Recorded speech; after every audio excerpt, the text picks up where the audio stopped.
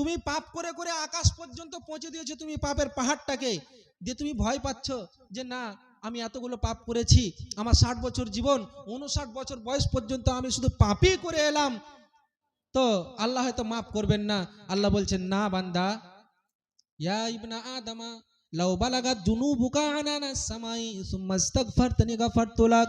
আল্লাহ বলছেন বান্দা রে, এ আদমের সন্তান, তোমরা পাপ করেছো, পাপ করে করে করে করে করে তোমাদের পাপের পাহাড়গুলো যদি আকাশ পর্যন্ত ছুঁয়ে যায়, সে আকাশ ছোঁয়া পাপের পাহাড়টাকে তোমরা পবিত্রতা অর্জন করে নিয়ে আমার দরবারে শুধু হাজির হয়ে যাও, আমি রব্বুল আলামিন তোমাদের আকাশ ছোঁয়া পাপের পাহাড়টাকে মুহূর্তের মধ্যে শেষ করে দিব, মোচন করে দেব।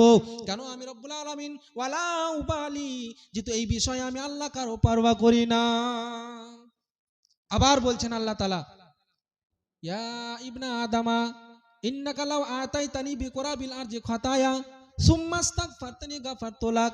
এর আমার বান্দা বান্দিরা, এ আদমের সন্তান, তোমরা শোনো রে, পাপ করেছো, পাপ করে করে করে করে করে গোটা পৃথিবী খানা ভর্তি করে দিয়েছো, এই বিশাল বড় পৃথিবীটাকে তুমি তোমার পৃথিবীকে পাপে যদি ভর্তি করে দাও, আর পৃথিবী ভর্তি করা পাপ নিয়ে যদি আমার কাছে উপস্থিত হও, আর ওই পাপের মধ্যে যদি শিরক মিশ্রিত না হয়, ওই পাপের মধ্যে যদি শিরকের গন্ধ না লেগে যায়, তাহলে আমি রব্বুল আলামিন আমার কাছে পৃথিবী ভর্তি করা পাপ নিয়ে আসবে, আমি রব্বুল আলামিন বান্দা বান্দি তোমার কাছে হাজির হব পৃথিবী ভর্তি করা ক্ষমা নিয়ে, দিয়ে তোমাকে আমি মুহূর্তের মধ্যেই ক্ষমা করে দেব। আল্লাহ বলছেন তোমাদের ভয় পাওয়ার কোনো প্রয়োজন নেই। লা তাকনাতু মির রাহমাতিল্লাহ। পাপ করেছো তো কি হলো? পাপ করা তো তোমার খাসলাত, পাপ করা তোমার রীতিনীতি, গুনাহ করা তোমার রীতিনীতি, এটাই তোমার চরিত্র, তোমার নেচার, তোমার দ্বারা পাপ হবে, কিন্তু পাপ হবে স্বাভাবিক, পাপটাকে মোচন করিয়ে নিতে হবে বন্ধু। তো আল্লাহ তাআলা নিজেই বলছেন হাদিসে কুদসির মধ্যে যে তুমি পৃথিবী ভর্তি করা পাপ নিয়ে এসো, খালি একটাই জেনে না থাকে, শিরক মিশ্রিত না থাকে, পৃথিবী ভর্তি করা আমি ক্ষমা নিয়ে বান্দা তোমার কাছে হাজির হব, তোমার পাপকে মোচন করে দেব। তাতে তোমার অবস্থা যেমনই হোক, যেমনই অবস্থা হোক। বানি ইসরাইলের একজন ব্যক্তি 99টা মানুষকে হত্যা করে দিল, হাদিস জানা আছে তো, মা বোনেরা শুনেছে আশা করি। 99 জন মানুষকে হত্যা করলো, তার মনের মধ্যে জাগলো যে না আমি ক্ষমা চাইবো আল্লাহর কাছে, আমি ক্ষমা চাইবো, আমার জন্য ক্ষমার কোনো পথ আর পদ্ধতি আছে কিনা। চললো এক দরবেশের কাছে। এক দরবেশ, মুন্সি, আমাদের ভাষায় যেটা আমাদের অঞ্চলে মুন্সি বলি, মানে একটু বয়স্ক টাইপের, হালকা দাঁড়িয়েছে, নামাজ সামাজ ভালো পড়ে, তাহাজ্জুদ গুজার হয়তো বান্দা থাকে, ওদেরকে আমাদের ভাষায় মুন্সি বলি, আপনাদের ভাষায় কি বলে জানি না, মুরব্বি। তো ওরকম টাইপের মানুষের কাছে চললেন এক আবেদের কাছে, ওই খুনি ব্যক্তি। কজন হত্যা করেছে বললাম? 99 জন, একটা কমে 100 জন মানুষকে হত্যা করে দিয়েছে। ক্ষমার মানে এই জেগেছে আর কি। লোকটার কাছে গেল, যাওয়ার পরে বলছে ভাই আমি 99 জন মানুষকে হত্যা করেছি, এখন আমার ক্ষমার কোনো রাস্তা আছে কি, ক্ষমার কোনো পথ আছে কি? তো লোকটি তখন বড় বড় চোখ করে তার দিকে তাকিয়ে বলছে 70 চুয়া খাকে বিল্লি চালি হাজকো, 99 জন মানুষকে শেষ করে দিয়েছে, আর আজকে তার মনের মধ্যে জেগেছে যে আমি ক্ষমা চাইবো, তোমার জন্য কোনো ক্ষমার পথ নেই। লোকটি তখন বলছে যে আমার জন্য যদি ক্ষমার পথ নাই থাকে, তো একটা কম, মাত্র একটা করতে গেলে বাস আমি সেঞ্চুরি করে নেব, সেঞ্চুরি মানে 100, 100টা পূর্ণ হয়ে যাবে, তো তুই কেন আর বাঁচবি, চ তোকে ছেড়ে দি। ওই আবেদকে উড়িয়ে দিল। 99টা হত্যা করেছিল, ওই লোকটা বলে ক্ষমার কোনো পথ নেই, ওকে শেষ করে দিয়ে 100টা হয়ে গেল। তারপরে লোকটি কিন্তু বসে থাকেনি, বসে ছিল না, আবার কোথায় আছে, কোথায় গেলে ক্ষমা পাবো, কোন এমন পথ আছে, পদ্ধতি আছে, গ্রহণ করব, এই চেষ্টায় লেগেই আছেন। শেষ পর্যন্ত খবর পেলেন অমুক জায়গায় যাও, দেখবে লোকেরা প্রার্থনা করছে, ক্ষমা চাইছে, তুমিও সেখানে যাও, তোমার জন্য ক্ষমা আছে, তোমার জন্য প্রার্থনা করো, তোমার জন্য মাফ আছে, আল্লাহ ক্ষমা করবেন। লোকটি আর দেরি না করে সেখান থেকে বেরিয়ে পড়লেন। আর বেরিয়ে পড়ার পর মাত্র কিছুটা অতিক্রম করলেন রাস্তা, সেখানে উচট খেয়ে পড়ে গিয়ে সেখানে লোকটির মৃত্যু হলো, সেখানে লোকটি মারা গেলেন, বানি ইসরাইলের লোকটি। এবারে যেখান থেকে যাচ্ছিলেন সেই দিকটা কিন্তু কাছেই আছে, যেখানে যাচ্ছিলেন সেদিকটা কিন্তু অনেক দূরে আছে। এখানে ফারিস্তাদের ঝগড়াও হয়েছিল, এটাই বলেই শেষ করে দিচ্ছি ইনশাআল্লাহ শেষ করে দেব। তো লোকটি যেখান থেকে যাচ্ছিলেন সেদিকটা কাছে, নিকটেই আছেন, আর যেখানটা যাচ্ছিলেন ক্ষমা চাওয়ার মানে ওই জায়গাটা, তো ওখানটা দূরে আছে। তো লোকটি উচট খেয়ে পড়ে মারা গেলেন। মারা যাওয়ার পরে ফারিস্তাদের মধ্যে ঝগড়া সৃষ্টি হলো, ঝগড়া লেগে গেল। দু রকমের ফারিস্তা, একটা হলো আজাবের ফারিস্তা, একটা হলো রহমতের ফারিস্তা। আল্লাহর আজাবের ফারিস্তা এসে বলছে এই লোকটি খুনি ছিল, এই লোকটি পাপী ছিল, জীবনে কোনোদিন জীবনে কোনোদিন নেকির কাজ করেনি, জীবনে কোনোদিন নামাজ পড়েনি, জীবনে কোনোদিন ওয়াজ নসিহত শ্রবণ করেনি, আর ওয়াজ নসিহত শ্রবণ করে ওই অনুযায়ী আমল করেনি, যে জীবনে কখনো আল্লাহ বিল্লাহ করেনি, শুধু হত্যা করেছে, মানুষের জীবনকে শেষ করে দিয়েছে, কত কত সংসারকে উজড়ে দিয়েছে। এই লোকটি খুনি ব্যক্তি, এর রূহটাকে আমরা নিয়ে যাব। আল্লাহ রহমতের ফারিস্তা বলছেন না না না, এই লোকটার রূহটাকে তোমাদের হাতে তুলে দেব না।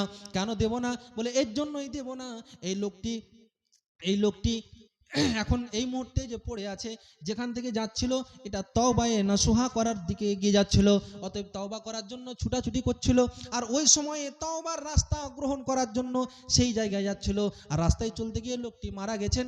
অতএব এই লোকটির আত্মাকে আমরা রহমতের ফারিস্তা নিয়ে যাব।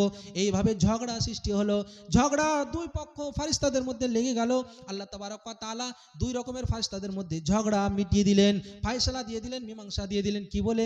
আল্লাহ রাব্বুল আলামিন দুই দিককার জমিকে নির্দেশ দিয়ে দিলেন, যেদিক থেকে যাচ্ছিলেন সেদিককার জমিকে নির্দেশ দিলেন, ওরে জমি, আমার বান্দাটা যে ওখানে পড়ে আছে সেখান থেকে তুমি দূর হয়ে যাও, আর যেখানে যাচ্ছিলেন লোকটি সেই জায়গাটাকে নির্দেশ দিলেন তুমি ওই জায়গাটা নিকটে হয়ে যাও। আর তারপরে আল্লাহ রাব্বুল আলামিন ওদের মধ্যে ফায়সালা চুক্তি দিলেন এই যে যেখান থেকে যাচ্ছিলেন যেখানে পড়ে আছেন সেখান থেকে ওই জায়গাটা যেখানে যাচ্ছিলেন, আর যেখানে পড়ে আছেন ওখান থেকে নিয়ে ওই জায়গাটা যেখান থেকে আসছিলেন, এই দুইটি জায়গাকে মাপা হলো। যেই জায়গাটা নিকটে হবে সেই দিককার ফারিস্তা তাকে নিয়ে যাবে। দেখা গেল মাপযোগ করে আল্লাহর রহমতের ফারিস্তা নিকটে পেয়ে গেলেন, আল্লাহর রহমতের ফারিস্তা নিয়ে চলে গেলেন। বলার উদ্দেশ্য হলো 100টা খুনি ব্যক্তি, 100টা মানুষের হত্যাকারী ব্যক্তি এত বড় পাপী, তারপরে কিন্তু চুপচাপ থাকেনি।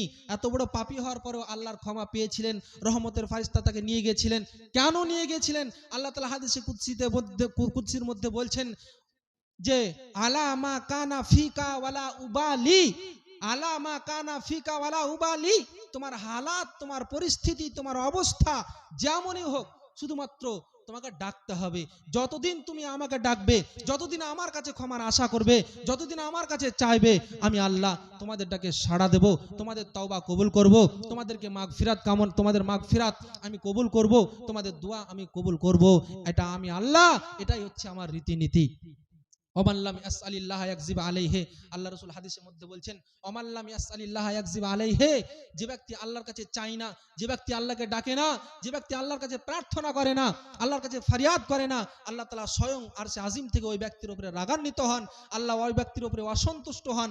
অতএব আল্লাহর রীতিনীতি গ্রহণ করা, বান্দাদের তওবাকে, আমাদের চরিত্র, আমাদের নেচার হতে হবে আল্লাহকে 24 ঘন্টা ডাক দেওয়া, আল্লাহর কাছে প্রার্থনা করা, আল্লাহকে আমাদের অন্তরের অন্তঃস্থল থেকে ডাক দেওয়া, আল্লাহর কাছে দোয়া করা, এটাই আমাদের পথ ও পদ্ধতি অবলম্বন করতেই হবে যদি আমরা জীবনে কামিয়াবি চাই তো ইনশাআল্লাহ।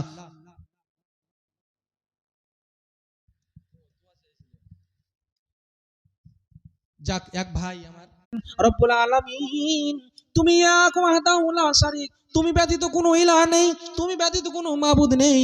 মানিক আল্লাহ রে, আমি জুলুম করেছি, অত্যাচার করেছি, নিজের ভুলটা আমি নিজেই বুঝতে পেরেছি, অনুতপ্ত হয়েছি। মালিক আল্লাহ, নিজের ভুলটাকে স্বীকার করে নিলাম। আল্লাহ গো, আমাকে তুমি ক্ষমা করো, আমাকে তুমি মাফ করে দাও, আমার জুলুমটা তুমি আমাকে ক্ষমা করে দাও।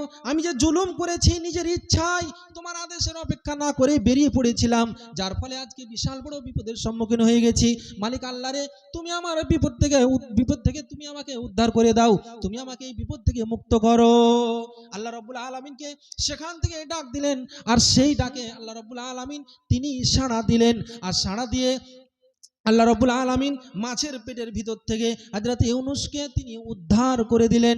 ঠিক অনুরূপ ভাবে আল্লাহ রাব্বুল আলামিন দুনিয়ার সারা বিশ্বের মানুষকে ডাক দিয়ে বলছেন, বান্দারে, এ আমার বান্দিরা, এ আমার বান্দারা, তোমরা সবাই শোনো রে, আমি রব্বুল আলামিন, বান্দা আমাকে ডাক দেবে, বান্দা আমার কাছে প্রার্থনা জানাবে, বান্দা আমার কাছে ফরিয়াদ জানাবে, বান্দা আমার কাছে দোয়া করবে, আমি রব্বুল আলামিন বান্দার ডাকে সাড়া দেব, বান্দার ডাকে সাড়া দেব। এটাই হলো আমার রীতিনীতি। অতএব তোমাদের মতো লোকগুলো যে কোনো জায়গা থেকে, যে কোনো মুহূর্ত থেকে, যে কোনো বিপদ থেকে নিজের ভুলটাকে যখন বুঝতে পেরে নিয়ে অনুতপ্ত হয়ে পবিত্রতা অর্জন করে নিয়ে আমার কাছে উপস্থিত হবে রে, আর উপস্থিত হয়ে আমাকে ডাক দেবে, আমার কাছে প্রার্থনা জানাবে, আমি রব্বুল আলামিন পৃথিবীর প্রত্যেকটা মানুষকে কাযালিকা নুনজিল মুমিনিন, পৃথিবীর প্রত্যেকটা মুমিনকে, পৃথিবীর প্রত্যেকটা মুমিনাকে আমি রব্বুল আলামিন হযরত ইউনূস আলাইহিস সালামের মতো করে উদ্ধার করব। হযরত ইউনূসকে যেমন উদ্ধার করলেন, পৃথিবীর প্রত্যেকটা নর ও নারীকে, মুমিনকে, মুমিনাকে আল্লাহ তাআলা এভাবে উদ্ধার করবেন। শুধুমাত্র মাধ্যমটা গ্রহণ করতে হবে, শুধু মাধ্যমটা গ্রহণ করতে হবে।